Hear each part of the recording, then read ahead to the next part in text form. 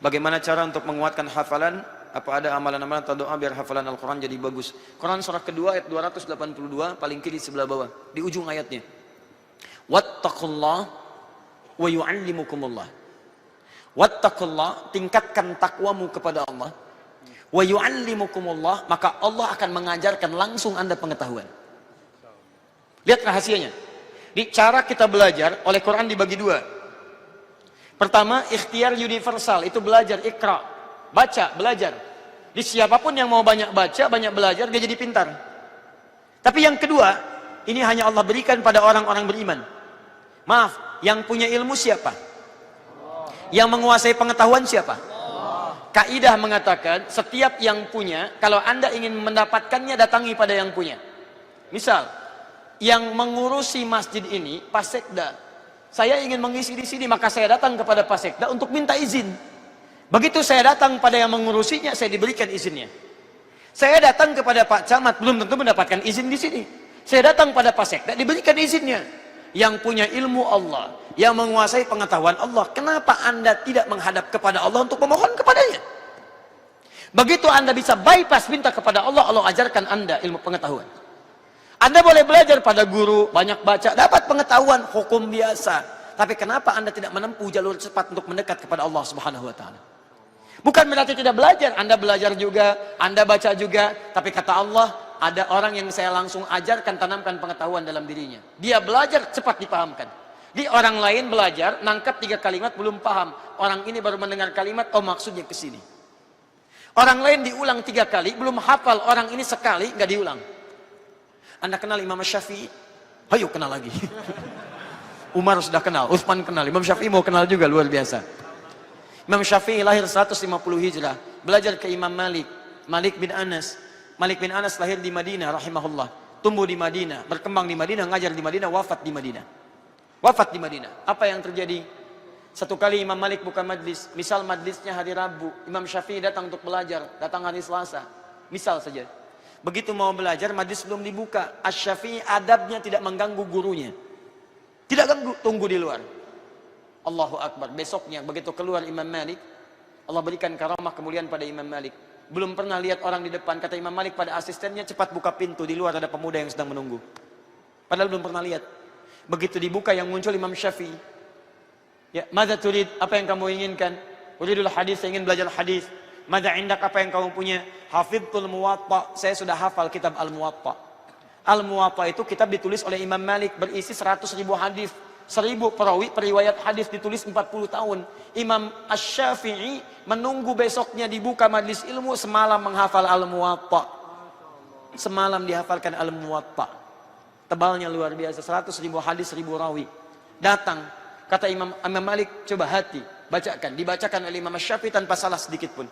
Kata Imam Malik, tingkatkan takwamu kepada Allah karena kamu akan jadi bintang di masa depan. Coba lihat, tingkatkan takwamu kepada Allah. Jaga diri dari maksiat. Belajar kepada Imam Malik, diberikan kemudian ilmu hadisnya, dan disitulah anda melihat bagaimana keadaan Imam Asy-Syafi'i setelah itu. Takwa. Semalam datang, dihafalkan Al-Muwatta, ditulis 40 tahun, Imam Asy-Syafi'i. Jadi kalau ilmu antum belum saja dengan Imam Asy-Syafi'i, hati-hati. Baru 4 hari belajar Al-Muwatta, sudah memberikan fatwa, luar biasa. Al-Bukhari menulis 16 tahun, anda baca 16 hari, sudah memberikan fatwa. Siapa kita? Itu takwa. Apa itu takwa? Rahasia takwa nanti dibagi 2 di Quran. Takwa disebutkan 115 kali dalam Al-Quran. 115 kali.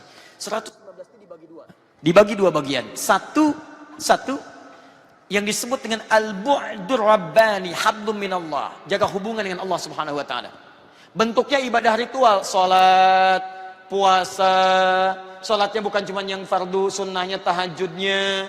Kemudian amalan salat rawatibnya, salat duhanya. Tingkatkan takwa, dekati Qurannya. Karena itu ketika Allah menyebutkan kalimat takwa pertama di Quran, disandingkan dengan ibadah ritual.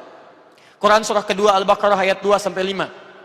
Dzalikal kitabu la hudal lil, siapa muttaqin itu ayat 3-nya. Alladzina yu'minuna bil ghaib wa yuqimunas wa mimma walladzina yu'minuna bima unzila ilaik. Perhatikan, 1 wa yuqimunas shalah. Silahkan cek. Nabi Muhammad itu nabi, rasul, dijamin surga. Tapi ketika diminta salat oleh Allah Subhanahu wa taala, bukan cuman yang fardunya, sunnahnya dikerjakan. Silahkan cek. Sunnahnya, siapa yang paling kuat bangun tahajudnya selain Nabi Muhammad SAW? Sampai Nabi Isa ketika ditanya oleh umatnya, apakah anda akan Nabi yang terakhir, Rasul terakhir? Karena dalam kitab dulu ada ramalan menyebutkan, Nabi terakhir itu punya sifat yang lembut dengan manusia. Baik, sopan. Bahkan pada binatang baik, pada tumbuhan baik. Umatnya Nabi Isa mengira Nabi Isa itu Rasul terakhir. Karena Nabi Isa punya sifat yang mirip dengan Nabi Muhammad, lembut dengan sesama.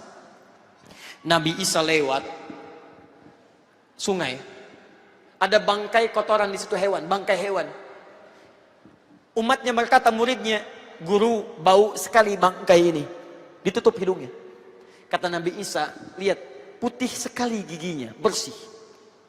Muridnya menyebutkan bau bangkainya, Nabi Isa pada hewan yang sudah mati masih menunjuk kemuliaannya. Kata muridnya, kenapa guru berkata begitu? Kata Nabi Isa, manusia hanya mengatakan apa yang dia pikirkan. Kalau di kepalanya buruk, keluarnya buruk lagi. Kalau kepalanya baik, keluarnya yang baik lagi. Nabi Isa. Nabi Muhammad SAW. Perhatikan, jangankan manusia, hewan, kata Nabi, kalaupun mau disembelih, tajamkan pisaunya. Supaya tidak menyakiti hewannya. Bahkan saat menajamkan pisau, jauhkan dari hewannya. Awas, Idul Adha, anda nyembelih hewan, gak boleh depan hewannya. Kisik, kisik, kisik. Kandidat selanjutnya. Oh, kandidat selanjutnya. Gak boleh. Tumbuhan, walaupun seseorang sedang marah, kata Nabi, bahkan dalam peperangan, jangan cabut tumbuhan, jangan rusak tanaman. Cuman dalam Islam, dalam kaidah peperangan, perang itu kan ganas, dahsyat, nggak ada perang sopan. Makanya saat turun surah Al-Bara'ah, surah At-Taubah, surah ke-9, nggak pakai basmalah, karena basmalah itu penuh dengan kasih sayang. Bismillahirrahmanirrahim, Rahman-Rahim, kasih sayang. Dalam perang nggak ada sayang, nggak ada orang mau perang dengan kasih sayang. Izin nembak ya. Dor, sakit gak? Gak ada. Tembak ya tembak, perang. Tapi dalam Islam, kata Nabi, kamu sedang emosi, jangan cabut tumbuh-tumbuhan, jangan rusak tanaman. Islam. Diduga Nabi Isa Nabi terakhir. Kata Nabi Isa, bukan saya. Nabi terakhir itu punya sifat yang tidak dimiliki oleh Nabi lainnya. Sifat ibadahnya kepada Allah luar biasa. Orang yang rajin ibadah kepada Allah satu jenis saja, disebut Hamid namanya. Hamid. Anda rajin tahajud, tapi belum rajin puasa sunnah, hamid. Tapi kalau anda rajin tahajud, rajin puasa sunnah, tahajudnya tak terlukiskan sampai kaki bengkak-bengkak, misal berubah jadi bentuk superlatif, sigoh mubalaghah, dari hamid jadi Ahmad. Maka Nabi Isa mengatakan, Quran surah ke-61 ayat ke-6 paling kiri sebelah atas, wa mubasysyara birasulin ya'ti min ba'di ismuhu Ahmad. Rasul terakhir bukan saya, akan datang Rasul terakhir yang diantara namanya Ahmad. Kenapa tidak menyebut Muhammad? Kalau Muhammad sama sifat dengan Isa. Muhammad dari kata Mahmud, baik dengan sesama. Superlatifnya menjadi Muhammad, sigoh mubalaghah. Nabi disebut dengan Ahmad, menunjuk tingkat ibadahnya luar biasa. Dari mana taunya? Buka Al-Bukhari, nomor hadis 2010. 3 orang sahabat, Hudzaifah Al-Yamani, Abdullah bin Mas'ud, kemudian Ubay bin Ka'ab, datang pada Nabi SAW.